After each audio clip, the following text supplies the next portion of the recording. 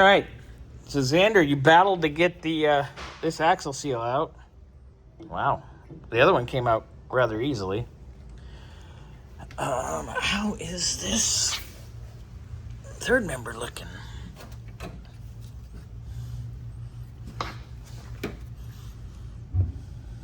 Not really bad, really. You see? Pattern's not bad. It's just old. It's probably original.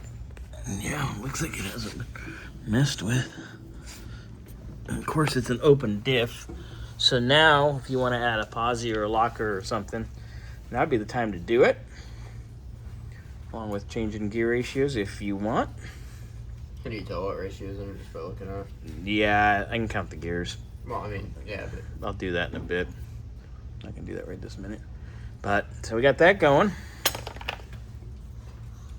Oh, gear oil fountain dripped in my hair, of course. Luckily, I'm going to get my hair did later. All right.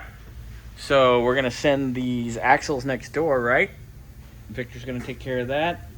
I'm going to get the... We have the seals, I think, for here. We'll go looking in our gasket bin of fun. And then we will continue on. Nicely done, Xanderina.